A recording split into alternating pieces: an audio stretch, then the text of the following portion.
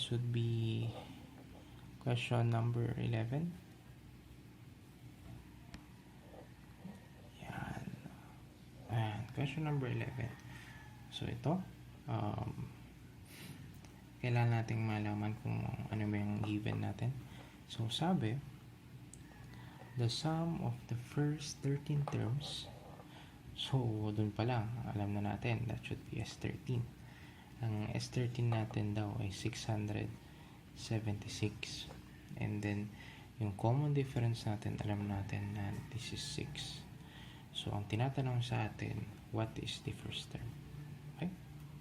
So, parang ito pa lang yata yung first na problem wherein ganito yung na-encounter nating way of questioning. So, para matulungan kayo dyan, ilagay nyo pa rin isulat kung ano yung forms ng ating SN or yung sum of yung forms ng SN natin. So, N over 2, di ko masabi kasi napakahaba. A1 plus AN. And then, yung isa, yung derived part. So, nagiging 2A1 plus N minus 1 multiplied by T. Okay? Hindi ko ba binabracket yan? Yan. So, kung titignan natin, based here, ang hinahanap natin ay si A1. Kung titignan natin si first form, mayroon tayong SN. Check. May N. Alam natin. Siya yung pang 13. A1, hindi natin alam. AN, which is given as, hindi rin natin alam. Okay? Kasi ang binigay lang sa atin ay yung total, yung SN lang. So, hindi natin alam both si A1 and si AN. Hindi natin ma-solve yan by using this form. Second form, check ulit natin SN. Good, meron tayo. N, meron tayo. A1, hindi natin alam. N, alam natin. D, alam natin, which is already given as 6. So, based from these two equations and based on the given, we could actually solve this problem by using the second form. So, try natin i-plug in lahat ng alam natin. So, dito, magiging 676. N natin ay 13. And then next, 2A1. Tapos ito ay magiging 13 minus 1. Tapos ang D natin ay 4, 6. So, try to simplify kung ano yung pwede nyo i-simplify. So, okay? O sige, huwag muna tayo magkaroon ng multiplication and division. So, try muna natin yung nasa loob muna. So, 13 minus 1 ay 12. So, this is 12. Diba? 12 times 6 ay 72. Okay? So, dahil ito ay, ano naman, this is multiplication. Pwede nating multiply both sides ng 2 and then divide by, say, 13. So, para mabilisan lang, 2 times 6, 76. And then divide this by 13. Tapos lumalabas ito ay 2A1 plus 72. Okay? So, medyo malaki itong number na to. Tingnan nga natin kung this is divisible by 13. So, check natin. So, 13 daw. So, ilang 13 kaya magagawa natin? So, kung 5, that is, 65, ano? So, 5 times 13, ito ay 65. And then 26. Oh, divisible nga siya by 13. So, we need 2 times 13, 26, and of course 0. So, ito at saka to, pwede na ito ma-simplify as 2 times 52 is equal to 2A1 plus 72. Okay? By continuing this, ito 104. Sige, ilipat na rin natin sabay. Minus 72. Tapos 2A1. So, ito. Ilan yan? So, lumalabas. Ito ay 32. Is equal to 2A1. Divide both sides by 2.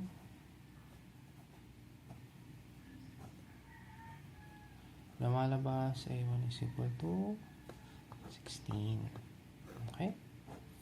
So, So, yun yung way para ma-solve siya. So, kung tutusin, nag-iba lang yung tanong, nagkaroon lang ng different process in getting the answer.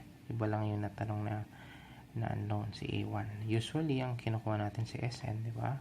For the past examples, or si D. Parang ganon. Okay? So, para di sa number 11, the first term is actually 16. Yan. Okay? So, next question ulit tayo. So, habang tumatagal, bumibilis na tayo mag-solve. Okay, doon naman tayo sa question number 12. So, ito ano ba yung tinatanong?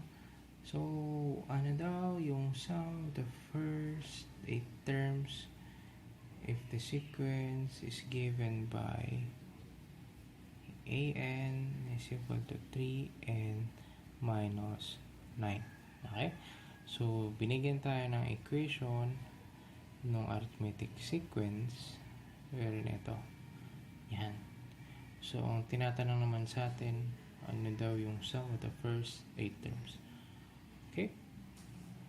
Yan. Okay, para sa problem na to, mayroong 2 ways para gawin to. Yung isa mas mahaba, yung isa naman ay medyo komplikado, pero yun yung mas madaling gawin. Okay, so try natin gawin yung mas komplikado, pero mas madali siya. Okay, kung titignan natin itong equation na to, yung arithmetic sequence, yung nth term niya, kung titignan natin 3n minus 9, kung babalikan natin ang an natin, di ba? Ang form niya lang lagi na pinapakita sa atin ay a1 plus n minus 1 multiplied by d. Okay?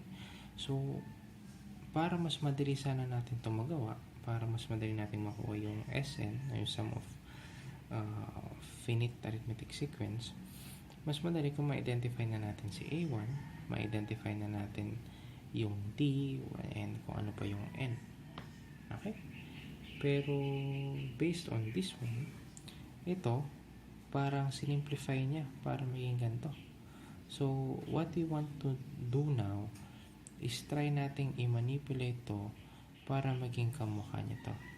Para ma-extract natin kung ano yung A1, ma-extract natin kung ano yung D. Okay? So, sige, laruan natin to. So, si AN is equal to 3n minus 9. Kung gusto nating makuha o gusto nating matry na gawing ganito yung form niya, pag-isipan natin. Okay? Kung titignan nyo, itong 9 na to, di ba? Pwede natin tong i-rewrite kung saan ito ay 3n minus 3 minus 6. Tama, di ba? Si negative 3 minus 6 is same as negative 9. Tama? And then, after that one, try nyo siyang i-group. Pagsamahan nyo kaya. Yan. Pag pinagsama nyo yan, tas ito, nilipat nyo lang onte. Parehas lang naman yan. So, negative 6 plus 3n minus 3. Tapos ito, may common factor siya, di ba? Common factor niya ay 3. So, lumalabas, ito ay magiging 3, pag pinactor out niyo si 3, ito ay magiging n minus 1 multiplied by 3. So, ano napapansin nyo? So, i-write natin para hindi kayo maguluhan. Negative 6 plus n minus 1 multiplied by 3. So, ito, kamukha niya na tong form na to. Pero in reality, ito at saka to, iisa lang yan. Ginawa lang natin siya ng kumbaga bagong mukha. Okay? So, based from this one, alam na natin. Ano to? Alam natin na ito si A1. Diba? Alam natin na ito si D. Common difference. Pero hindi pa tayo tapos dyan. Kailangan nating malaman kung ano yung sum of the first 8 terms. Okay? Para daw dito sa sequence na to. So, ano nga ba ulit yung mga forms natin? So, punta sa madaming pwede nang gawin dito para ma-solve nyo to. Yung isang form, yung isa, yung mas mahaba. Yung bracket na pala to.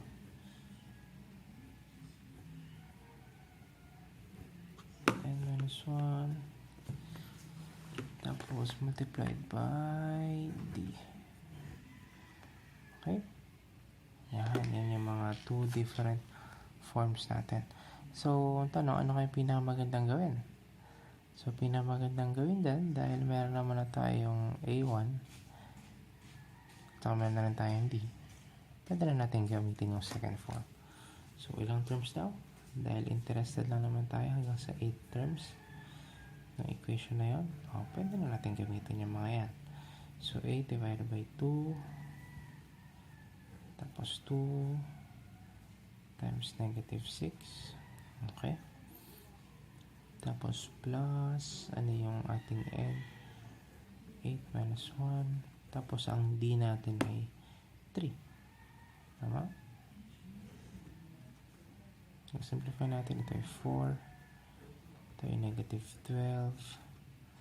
Tapos ito ay plus 7 times 3. So, lumalabas ito ay 4 times negative 12 plus 21. So, negative 12 plus 21, ito ay magiging 9. So, 4 times 9 is equal to 36. So, yun yung S8 natin. Okay? So, para daw sa ganitong arithmetic sequence, ang sum niya ng first 8 terms ay 36. Okay? So, ang isang way para pa i-solve to, pero hindi na natin gagawin, gawa kayo ng table. Okay? So, guide lang naman to.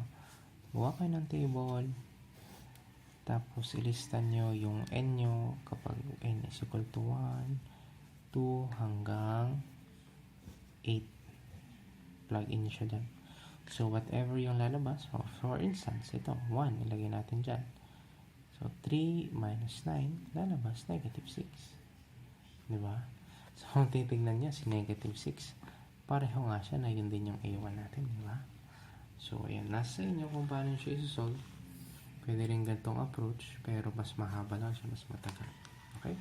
So, ginawa natin ay yung mas mabilis, pero sa umpisa medyo kailangan pag-isipan kung paano siya isosolve. Okay? So, anyway, let's go to the next question. So, question number 13. So, ito, same siya with the previous video na ginawa natin. Yung sum of finite arithmetic sequences. So, ito naman, nag-iba lang naman yung mga given yan. Pero, kung tutusin, pareho lang yan.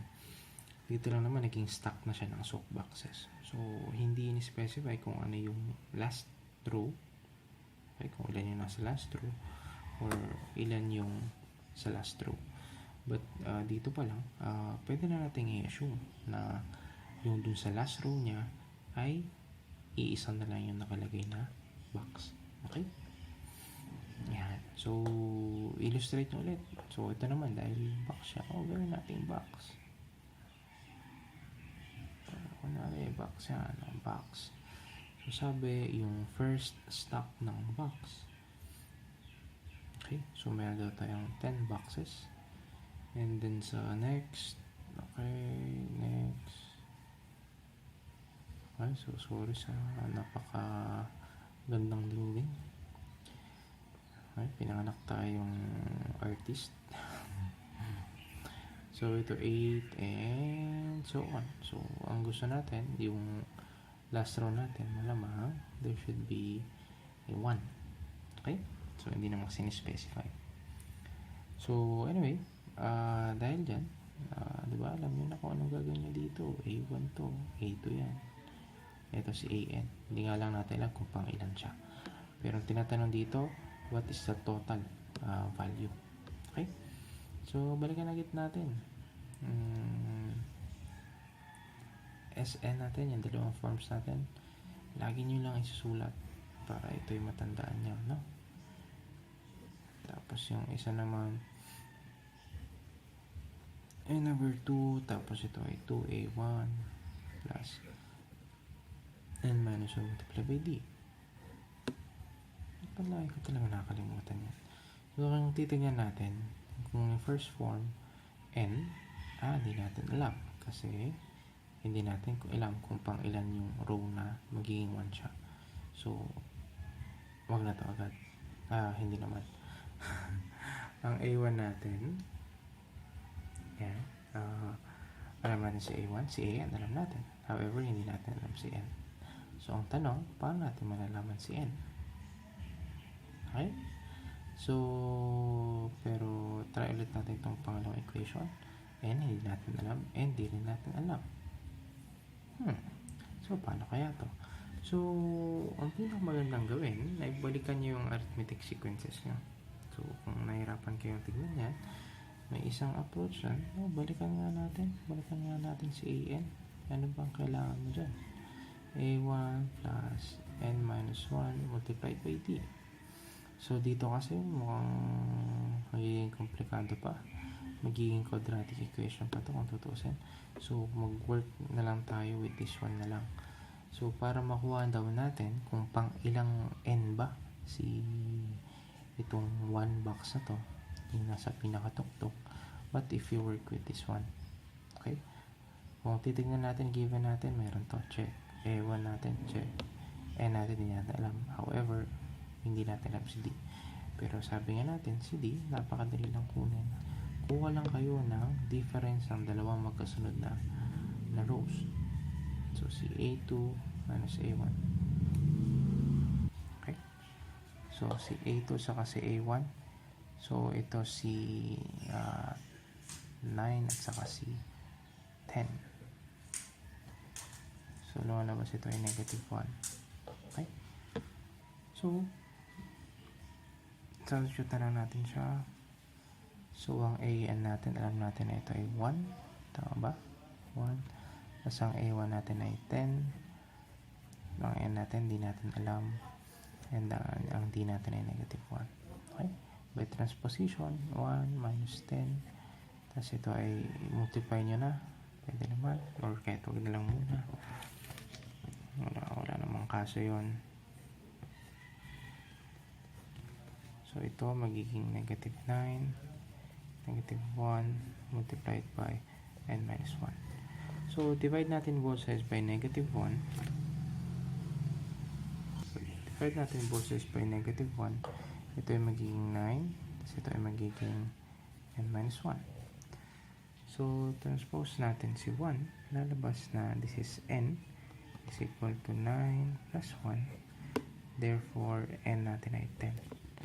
So, ibig sabihin nito, kung saan magiging 1 yung box sa ibabaw, siya yung pang 10th row. So, ito, at 10th row, doon magkakaroon ng isang box na lang sa dulo. Okay? So, therefore, dahil meron na tayong N, meron na rin tayong AN, tsaka A1, pwede na natin gamitin yung first form ng ating sum of finite arithmetic sequence, wherein ang gusto lang natin malaman ay yung total number of boxes. Okay? So, gusto natin malaman hanggang doon sa 10th row. Kaya ito yung gagamitin natin. So, ito ay 10 divided by 2. Ang A1 natin is given at 10. And then yung AN natin, yung last one, ay 1. So, this is 5. That's 11. So, this would be equal to 55. Ibig sabihin, there are 55 soap boxes sa ganyang sitwasyon. Okay? Yan. Okay, so next question na tayo. Okay? para naman sa next question, number 14. Yan. For number 14 naman tayo. So, meron na tayong group of hikers, and then para pumunta na yung total number of days na pumunta sila ng Mount Apo ay 6 days, and then yung na-travel nila for each day ay arithmetic sequence daw. Okay? So, tanong, how many kilometers did they travel hanggang marating nila si Mount Apo? So, ito lumalabas na ito siyang example ng sum of finite arithmetic sequences. Kasi mapapansin nyo, gusto lang malaman kung gaano kalayo yung nilakbay nila for that 6 days na yan. Okay? So, para mas madali i-visualize, ang A1 natin ay 15. A2 natin ay 13. So, first day, second day, third day daw ay 11 km. So, anong problema yan? Kahit may mga units yan, ganun din naman yan. So, ang tanong, what is the sum of finite arithmetic sequence at 6 day? Okay? Kasi yun lang naman yung araw na nilakbay nila. Okay? Yan. Okay. So, since mayroon na tayong ganitong na-solve na problem, diretso na tayo dito. Magagamit nating form dito yung second form niya, which is this one. Sn is equal to n divided by 2, 2a1 plus n minus 1 multiplied by t. Wherein, meron na kasi tayong ganitong naging example before. Pwede nyo balikan yung reference kung ba't nga ba ito yung ginamit na natin. Okay, wherein ang kailangan na lang natin dito is to determine kung ano si D. So, ang D naman, di ba? Alam naman natin, we could get it from here. So, magiging 13 minus 15. So, ilalabas na this is negative 2. So, ang D natin ay negative 2. So, pag sinubstitute natin siya dyan, okay? Pag nasubstitute natin siya dyan, malalaman natin kung ano yung sum, yung magiging sum niya or yung total distance na na-travel nila. So, as at S is equal to S6 after 6 days, 6 divided by 2, tapos plug in natin dito. So, twice of 15 plus 6 minus 1 multiplied by yung difference, which is negative 2. So, lumalabas, this is 3. Tapos lumalabas, this is 30. Tapos ito lumalabas, this is 5 times negative 2. Ilan yan? Negative 10. Tama ba? So, ayan. By simplification, ito ay 30 minus 10, nagiging 20 times 3. So, ito ay magiging 60. So, lumalabas ang total distance na tinravel nila ay 60 kilometers. So, paano mo verify kung tama yan? So, kung titignan nyo, pwede nyo na lang itong ilista eh. Ito yung pinakamadali dyan. 15, 30, makita nyo, common difference is negative 2. 11, alam nyo na, magiging 9 to, magiging 7. So, 1, 2, 3, 4, 5. Tapos last day, magiging 5 yan. For sure.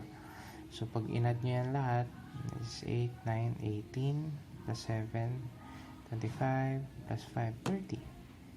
3, 4, 5, 6. So, lalabas. 60 nga talaga. So, ito, quick check lang siya. Pero kung gusto nyo with equation, ito talaga yung isang proper approach para solve yan. So, lumalabas, 60 kilometers yung total distance na tinravel nila ng mga ano ba to? Nagbo-bike ba?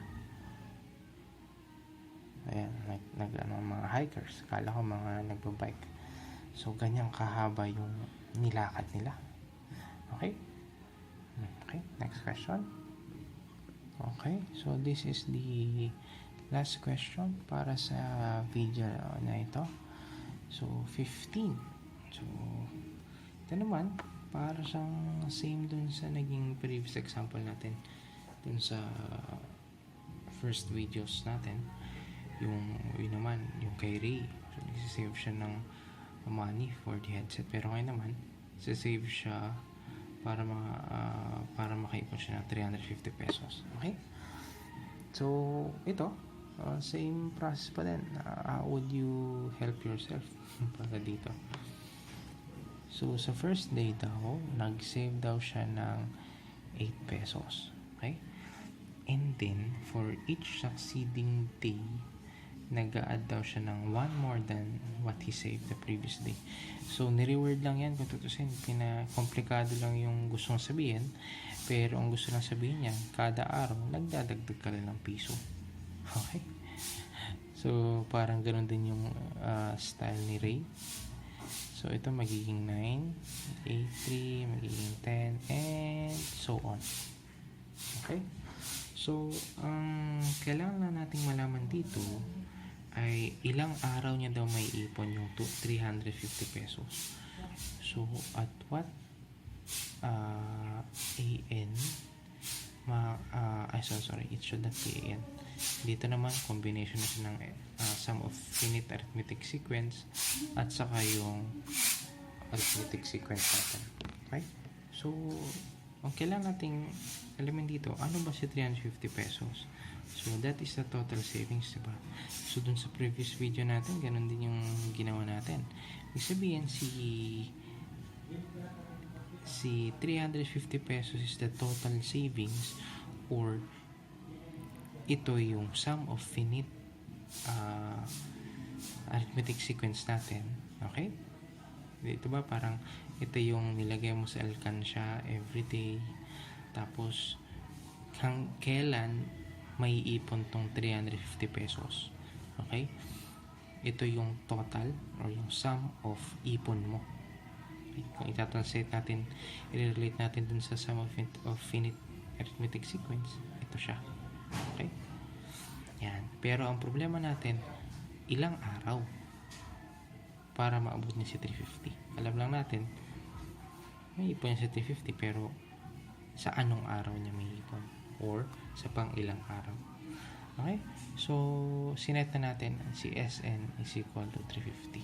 Pero hindi natin alam kung kailan ito mangyayari. Okay? Okay? So, paano natin ito sasagutan? So, hindi pa yata tayo nagkaroon ng ganitong way of question. Pero sige, lista na ulit natin yung mga working equations natin para mabigyan tayo ng idea paano natin ito isosolve. Okay? So, 2a1 plus n minus 1 multiplied by d. Okay? So, ito, kailangan mo pa kung Sn, meron tayo yan. Pero yung n, di natin alam kung kailan siya magagawa. Ito si a1, alam natin. Si an, hindi naman natin alam. So, medyo madaming unknowns ito, kaya di natin ito magamit. Sa pangalawa naman, Sn, alam natin, 350. N, di natin alam. A1, alam natin. N, di rin natin alam. Diba, same naman siya. Tapos D, hindi rin natin alam. Pero, mukhang mas kaya natin itong ma-derive kaysa yung first form. So, gamitin natin si second form, pero, try mo natin kuhanin si D. So, si D, nako, dali-dali. Kaya huwag yan nang isolve. Kayang-kaya niya makita. So, binilsan na lang natin, ang D natin is equal to 1. So, lahat ng known values natin, plug in na natin dito sa second form. So, yung mga known values natin. So, ang Sn natin ay 350. Pero yung N natin, hindi pa rin natin alam. Ang A1 natin ay 2 of 8. Okay? Plus N minus 1, di natin alam. Yung D natin ay 1 pa din. So, simplify natin. So, N2, ito ay magiging 16 plus N, multiplied by 1 lang naman yan. Pwede natin gawin to. So, ito, dahil nakamultiply naman siya dito, pwede nating cross-multiply, yan ang sinasabi. Pero, nag-multiply lang tayo ng 2 both sides. So, ito ay magiging 2 times 350. Tapos, magiging n. Multiply. Simplify na rin natin ito. 15 plus n. Okay? So, by distribution, 15n plus n squared, ito naman magiging 700. Oh, so, titingnan, meron na tayong quadratic equation. So, transpose na natin 700 para mas madali. Then, i-rearrange lang natin. 15n minus 700. Naku. So, meron dahil ito ay quadratic equation, meron tayong 2 possible answers. O, kasi dahil meron tayong 2 roots. Okay? So, paano natin ito gagawin? Sa calculator, kaya nyo isolve yan. Pero by mano-mano, paano nyo gagawin? By trial and error. Diba? So, si 700 para makuha nyo yan, kailangan nyo lang naman ng 2 values. Kung saan, ano ba yung factor si 700? So, dahil negative yan, ibig sabihin, different yung signs niya. So, sabihin lang natin, negative 35 and 20. Tama ba? Ito, tama. Negative 35 and 20. However, it should be positive pala dahil mas malaki yung naging positive yung second term. So, by factorization, malalaman natin that ang n natin minus 20 at saka n plus 35. Okay? So, dahil meron tayong 2 roots, ito ay n minus 20. So, n1 na lang natin gawin. Tapos, yung isa naman ay n2 plus 35 is equal to 0. So, by transposition, si n1 ay equal kay 20. Tapos, yung pangalawa, n2 ay equal kay negative 35. So, paano yan? Dalawa yung roots natin. Okay? Paano yan? Dalawa yung roots natin. Yung isa, hindi natin pwedeng i-accept dahil meron siyang dahil isa siyang negative value. Wala naman tayong negative 35 days. Pero yung first root natin, which is 20, yun yung tatanggapin natin. So, ano interpretation na ito? Ibig sabihin, at 20th day, pag tinotal mo lahat ng ipon ni Pedro, yung pag nilagay na lahat sa alkansya, pag binuksan mo yon, ibig sabihin, meron siyang ipon na 350 pesos. Okay? So, sa 20th day, pag kinolekta niya, binilang niya lahat ng pisong pinagaling niya doon, 350 pesos yung mabubuo. Okay? So, yun yung mga questions. So, napakadaming examples yan para pag-aralan nyo. So, there are total of how many questions na sinagot natin in relation to arithmetic means and sum of finite arithmetic sequences. So, 15 na yun. Plus, yung mga nauna pang video na ginawa natin, yung naunang dalawa na pwede nyong balik-balikan para ma-relate nyo itong mga bagay-bagay na to. Okay? So, tingnan natin kung meron pa tayong may dadagdag na video para dito, para sa mga next examples, kasi mas nag-learn tayo pag mas madaming examples. Okay? Bye-bye!